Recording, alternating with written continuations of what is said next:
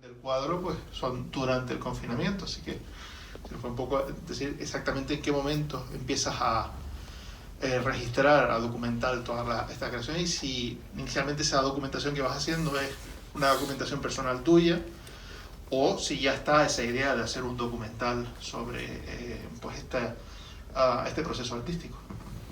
Vale, sí, podemos decir que bueno, el cine es un poco mi segunda afición y la idea de grabar algo siempre ha sido un poco mi forma de relatar los momentos, ¿no?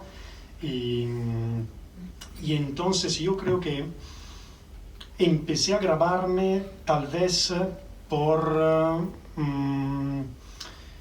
dejar algo donde se viera un poco este proceso, que en principio era solo un proceso de copia. Y entonces podemos casi decir, un poco como digo en el documental, que en principio el solo copiar se me quedaba un poco estrecho, aunque luego, como dije antes, se ha convertido en la obra más importante de mi vida. Pero en principio se trataba de copiar. Y entonces, teniendo en cuenta del momento que había empezado, el momento de la pandemia, con este silencio afuera, este clima tan raro y tan especial, porque nunca habíamos vivido algo parecido, era como si este momento me pedía grabar algo, en principio grabarlo, para que no se perdiera.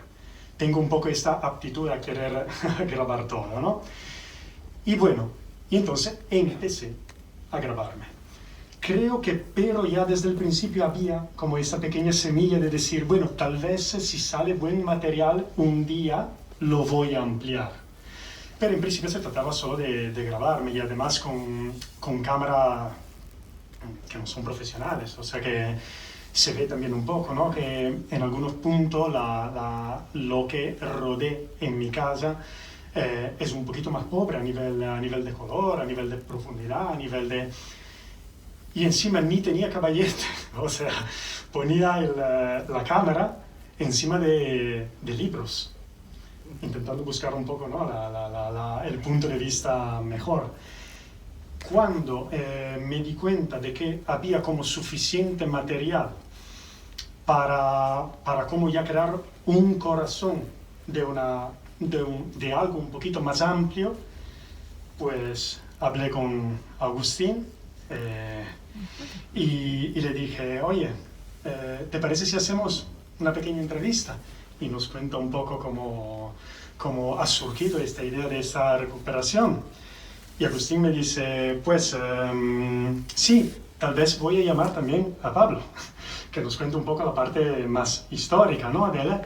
Entonces yo pensé, pues entonces yo voy a llamar a Diego, el director de la fotografía, voy a llamar a Gennaro, el cámara, voy a llamar a Matías para hacer una banda sonora. Y fue como surgiendo, sin un plan desde el principio, pero sí luego empezó también un mínimo de plan, porque como tú dices, al final con las cosas que rodea a posteriori, intenté darle un sentido y una guía a todo lo que había grabado durante el confinamiento. Inés, evidentemente esto es también, desde el punto de vista de la cátedra, también un nicho de emprendimiento. Siempre entendemos digamos, la parte del emprendedor más hacia una visión empresarial, pero obviamente la parte artística también necesita de una parte de emprendimiento, de búsqueda, digamos, de acercarse a nuevos nichos profesionales. ¿Cómo ves tú digamos, tu interpretación de este documental que hemos visto desde esa perspectiva? Que digamos, el documental va más por el proceso creativo en sí, pero desde el punto de vista de la cátedra, ¿qué aporta este documental? Bueno,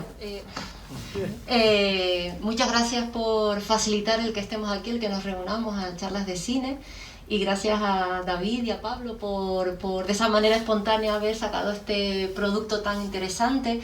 Y desde la Cátedra Fundación DISA de Jóvenes Emprendedores, lo que hacemos en la universidad es intentar potenciar la actitud emprendedora de estudiantes universitarios. Y la actitud emprendedora no significa solamente crear empresas, sino ser capaces de convertir amenazas en oportunidades, ser capaces de darle la vuelta a la tortilla, ser capaces de aportar ideas innovadoras, ser capaces de asumir riesgos, de generar productos interesantes. Y estamos trabajando en ese ámbito. Desde el año pasado, desde que estamos con el estado de alarma, una de las cosas que nos ha también obligado a reinventarnos a nosotros mismos en muchos ámbitos, y una de las cosas las que pusimos el foco de atención es en el ámbito cultural, que ha sido uno de los grandes afectados de esta situación de pandemia.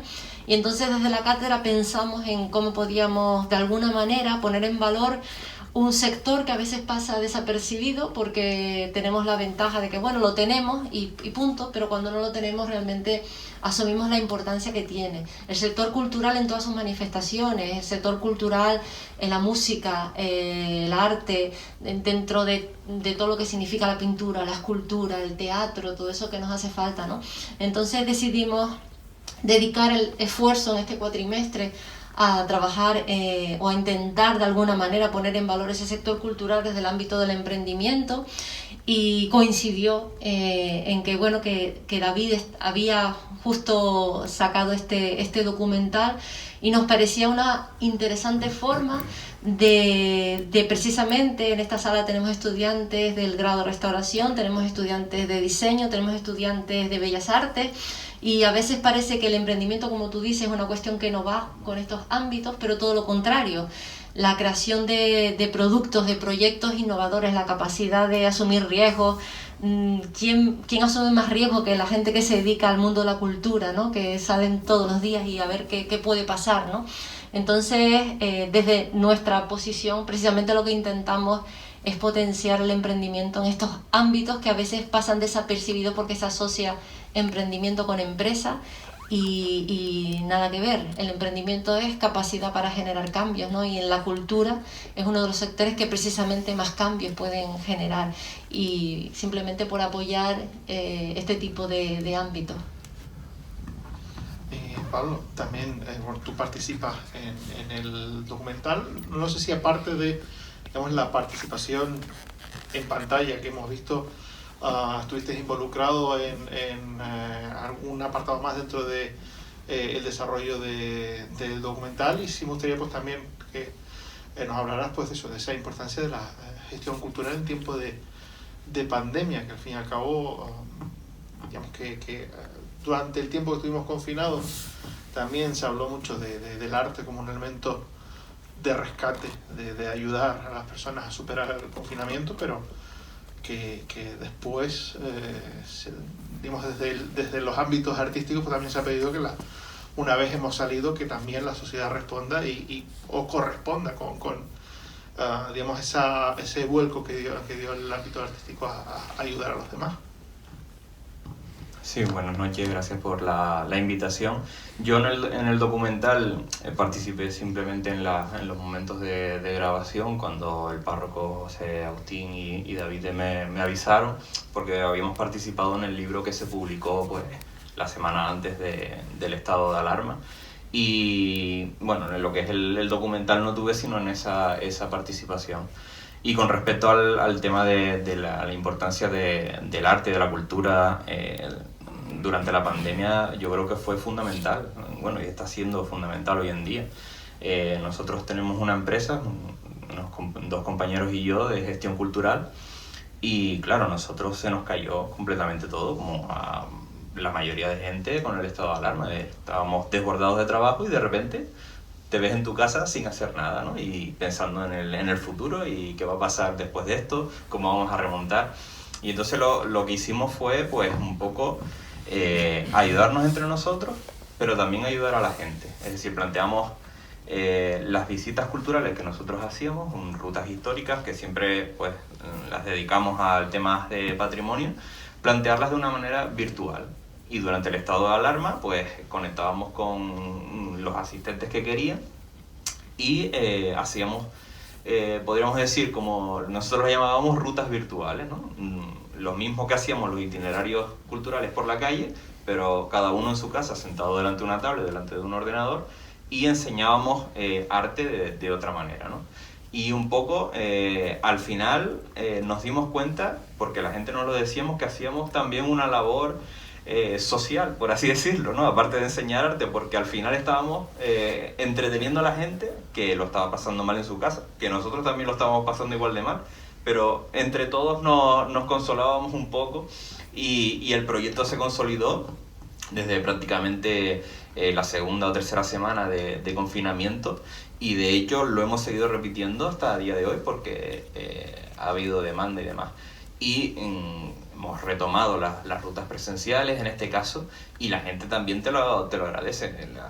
La semana pasada, por ejemplo, una señora me compró una crema, no sé si es que me vio la piel seca o algo, pero me la dio como regalo, porque dice que llevaba desde el principio del estado de alarma encerrado en su casa, y que gracias a las actividades pues había empezado a salir y había visto cosas que desconocía en ese momento y demás, y quiso tener ese detalle conmigo de agradecimiento, ¿no? Y yo creo que eso pues es bastante... te reconforta bastante, ¿no? Porque aparte de enseñar y de dar a conocer arte, patrimonio, cultura de las islas, pues también hacemos, en cierto modo, hemos hecho una labor social dentro de la pandemia, ¿no? Bueno, el documental cubre una doble función, porque cubre una función, digamos, de documentar un proceso artístico y también documentar un proceso histórico. Y en este caso, bueno, el trabajo que hacéis, digamos, virtual, también es una forma de traspasar a gente que no se puede trasladar al lugar, pues esa conexión con digamos, obras de arte, con patrimonio, con referencias históricas.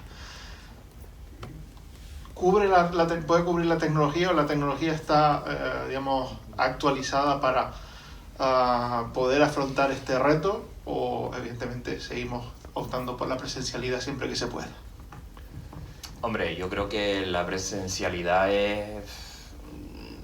te da todo, el aspecto, el contexto y demás. Ver una obra, en este caso, vamos a poner la pintura de la Virgen de la Pandemia, verla en una pantalla no es lo mismo que ir a la parroquia de Buen Paso y verla en directo, ¿no?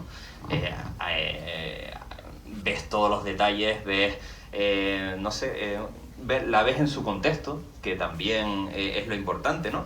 Y ves, comprendes la historia de lo que en realidad es, porque lo que David ha hecho es una vera efigie, un verdadero retrato de una imagen original, y que eso se lleva haciendo a lo largo de la historia del arte en Canarias, pues desde prácticamente el siglo XVI, ¿no?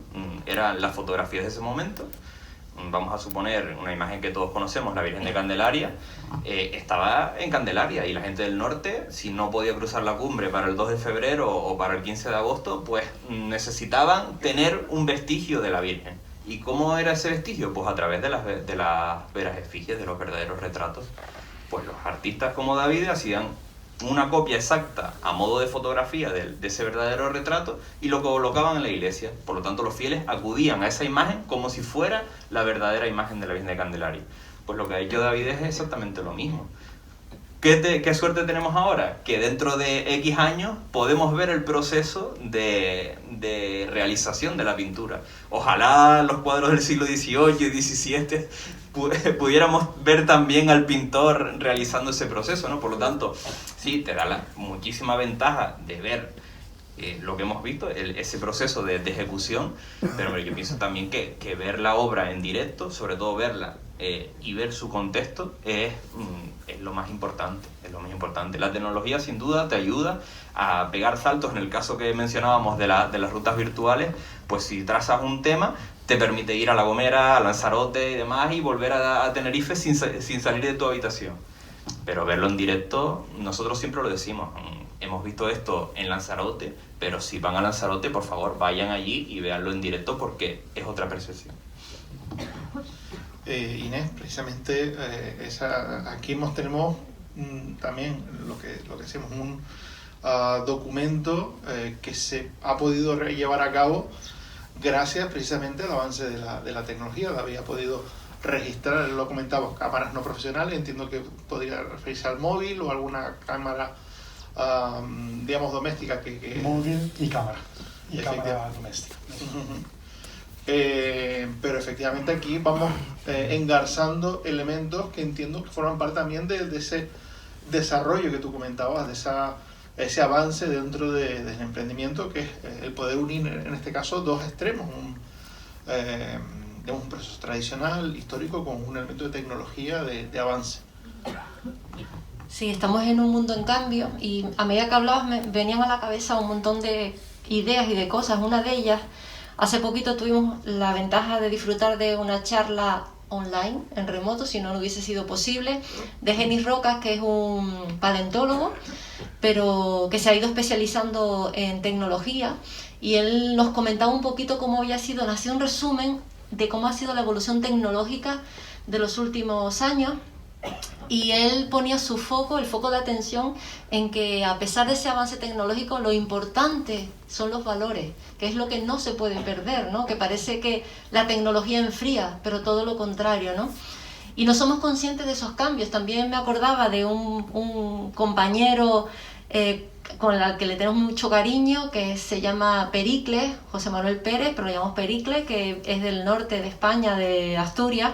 Y una vez lo trajimos para una charla porque él ha puesto en marcha un montón de proyectos vinculados con el emprendimiento en educación, y él hacía un juego con los estudiantes que estaban en la sala, que había un montón porque en ese momento pues no había problemas de espacio, y él les decía: ¿quién me puede decir, les traslado la pregunta, el número de WhatsApp que se enviaron el día que España ganó el Mundial de Fútbol en Sudáfrica? Y empezaron a decirse cantidades, ninguno, es que no había WhatsApp.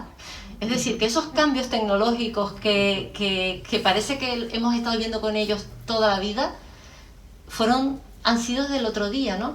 Lo que sí es importante, y como comentaba Pablo, es buscar un equilibrio, porque necesitamos el contacto humano. Una de las cosas que más nos ha llamado la atención de empezar en el ámbito, en la universidad, en septiembre, es la cantidad de gente que había. Parece que los estudiantes necesitaban estar físicamente en las aulas, necesitaban salir, y de repente las aulas estaban llenas de gente en ebullición, ¿no? Entonces, eso es la necesidad de presencialidad, la necesidad de tener contacto es fundamental. Sin embargo, la parte online nos permite una serie de posibilidades que no se pueden desperdiciar, que se pueden aprovechar. Ahora estamos organizando, que antes hubiese sido imposible, estoy alucinando, un curso para mujeres africanas, un curso financiado por el gobierno de Canarias con el apoyo de la Fundación Mujeres por África, y tenemos ahora mismo no, en una sala, en un espacio online, a 32 mujeres de 19 países diferentes de África. Es que eso hace un año hubiese sido imposible, y ahora tenemos esa cercanía cultural, que la única forma de facilitarlo es esta situación dramática que hemos vivido, que ha acelerado la tecnología 20 años. Algo que iba a ocurrir, pues nos lo han puesto de un día para otro, ¿no? Entonces yo creo que hay que buscar un equilibrio entre la necesidad de contacto físico, de experiencias físicas, porque nos hace falta como seres humanos, pero también aprovechar la parte online que tiene un montón de ventajas. David, tú en el documental comentas que claro, digamos, el confinamiento te lleva a desarrollar lo que para ti era un encargo más, pero llevarlo a cabo de una manera distinta a tu forma de trabajar habitual. No lo puedes hacer en tu estudio, lo tienes que hacer en tu casa, lo tienes que hacer, digamos, con los medios que tienes en tu casa. Pero sí me gustaría que nos comentara un poco más en qué sentido esos son elementos que a lo mejor hayan podido ser puntos de aprendizaje para ti en ese proceso, y si hay elementos que hayas que desarrollaras durante este proceso artístico que ahora hayas incorporado a tu trabajo habitual, aunque ahora ya puedas ir a tu estudio y puedas seguir según digamos, tus esquemas anteriores. Bueno, yo desde el principio advertí que iba a ser, aunque sí un encargo más, pero con cierta importancia, ¿no? Porque al final me di cuenta de que era un encargo de alguna forma como los encargos que siempre había soñado.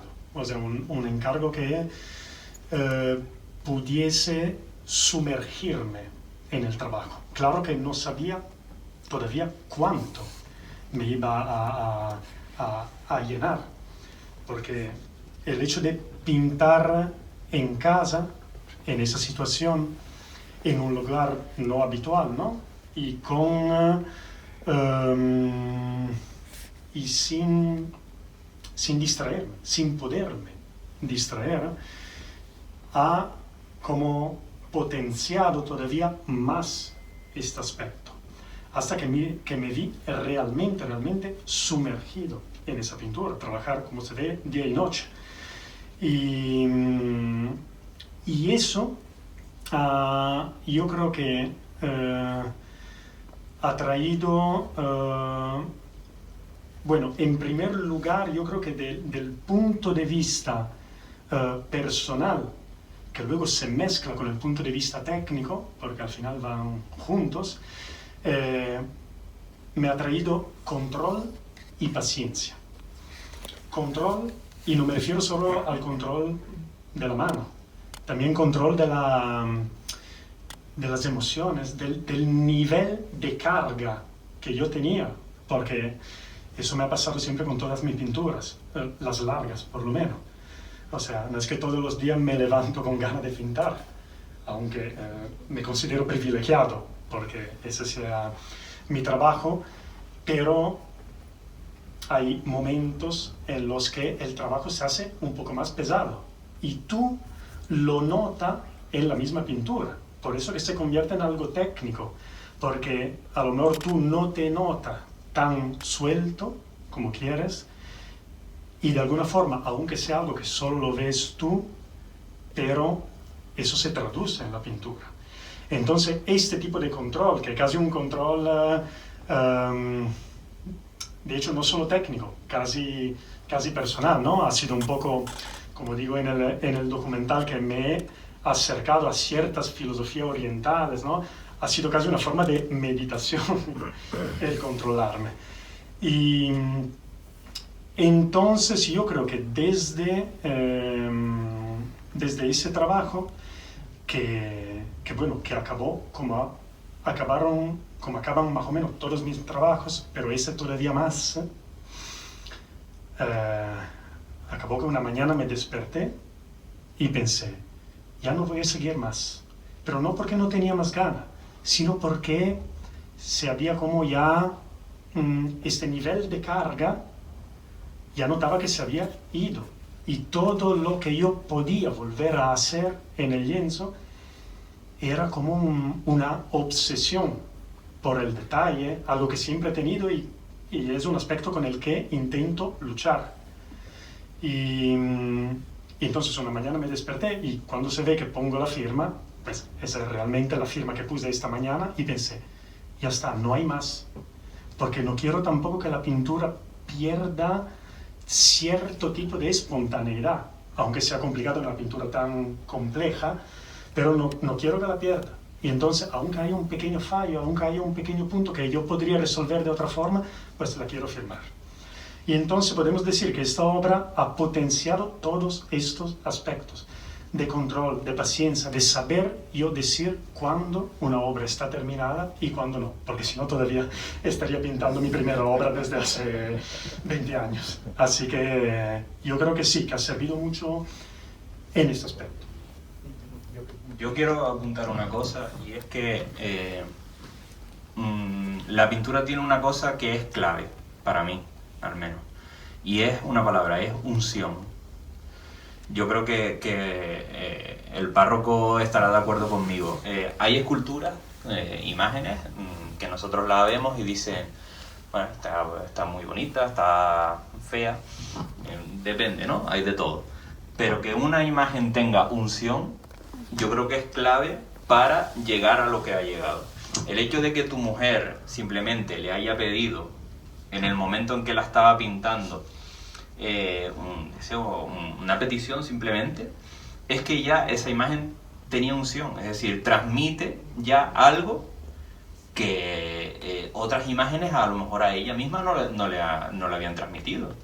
Entonces, yo creo que esa es la clave de la pintura, y esa es la clave de lo que diferencia un buen pintor de un pintor no tan bueno, ¿no?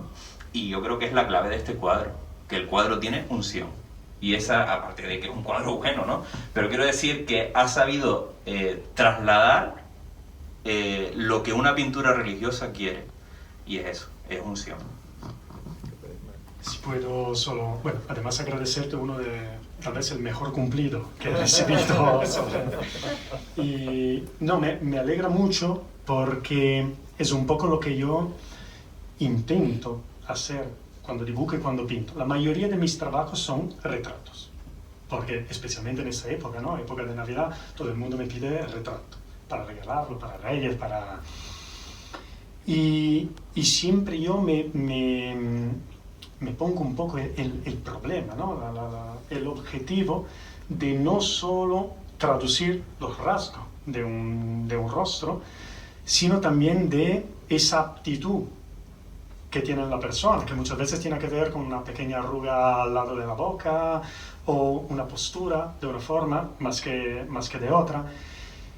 Y entonces haber logrado este aspecto en algo todavía más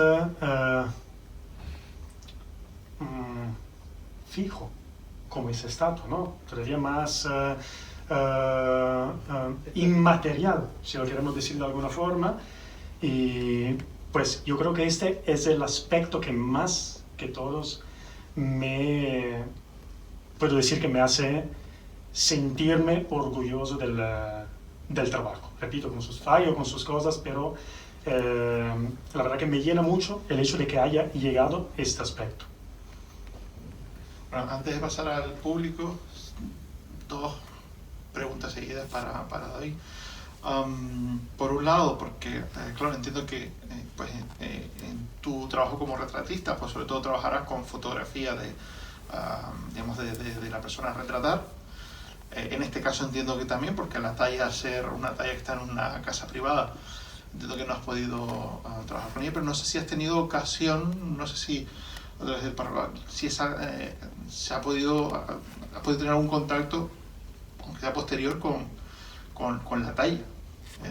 Y por otro lado, claro, este es un cuadro que está expuesto en la parroquia y que va a estar en la parroquia y que en este sentido es un elemento histórico retroactivo, pero es un elemento histórico también hacia adelante. Es un cuadro que queda como una representación para futuras generaciones. No sé cómo te hace sentir eso. Bueno, empiezo de la segunda pregunta, porque ese también es otro aspecto que desde el principio lo advertí, como, ¿no? Sentía que, y se completó el día, la noche, en la que colgamos la pintura, que me fijé en la plaquita, ¿no? Que pone mi nombre, el siglo en el que ha sido hecha la pintura, y el momento histórico, ¿no? Y yo, al pensar que a lo mejor un día alguien descubre esa obra y se pregunta quién era este genovés, este David Battaglia que pintó esa pintura en ese momento, pues ese es un aspecto que bueno, yo lo considero muy, muy fuerte. O sea, es como si de alguna forma bueno, el móvil, bueno, hablando de tecnología ya no. Es un aspecto que me hace pensar, vaya, me he metido de alguna forma, he entrado de alguna forma en la historia, ¿no? Aunque de forma claro, no Miguel Ángel, ¿no? Pero sí, es un aspecto que eso, proyectarme yo hacia el futuro y proyectarme a través de un trabajo hecho por mí, de una obra hecha por mí, es otro de los aspectos, yo creo, casi irrepetible, ¿no? Existe la palabra, irrepetible. Casi irrepetible, ¿no? Y entonces es un aspecto, la verdad, que me llena mucho y es muy impactante. Y la primera pregunta era... Con respecto a si has podido tener algún contacto con la talla... Sí, sí. Bueno, no tuve ningún contacto que no fueran las fotografías en alta definición, tal vez demasiado, ¿no? Esta obsesión por el detalle es que siempre más iba zoomando y siempre más veía algo, así que... pero además de estas fotos en alta definición, no. Pero ocurrió algo hace un par de meses, y eso tampoco Agustín lo sabe, y aprovecho para decírselo ahora. Estaba en mi estudio y se para una señora delante de la puerta. Yo tengo hay un pequeño mostrador, ¿no? Una pequeña mesita en la puerta, y entre unas muestras de retratos hay una pequeña reproducción de la pintura. Se para esta señora y me dice, ¿esta qué es? ¿Una foto? Y digo, no, es la copia de una pintura. Pero, ¿esta estatua dónde está? Me dije, es una pintura, la reproducción de una talla, y se encuentra en la ermita de Buen Paso. Me dice, no, esa está en una casa particular en Icod de los Vinos. ¿Cómo? Casualidad que esa persona era la persona que limpió esta casa particular durante años. Y esa persona iba ahí a la estatua a quitarle el polvo. Y me enseñó una foto hecha con el móvil de baja definición también. Pues eso me impactó, no quiero decir tanto como ver la obra original, porque creo que si la veo al natural, pues me impacta más, pero a verla como filtrada por la fotografía de alguien que ha vivido junto con esa estatua, pues ha sido casi como verla al natural. Entonces es una anécdota muy, bueno, que tiene como si hay pequeños círculos que empezaron con la elaboración de esta pintura y luego se han cerrado un poco a mi alrededor, ¿no? Entonces, bueno, ha sido el momento en el que me he sentido más cercano de la talla original.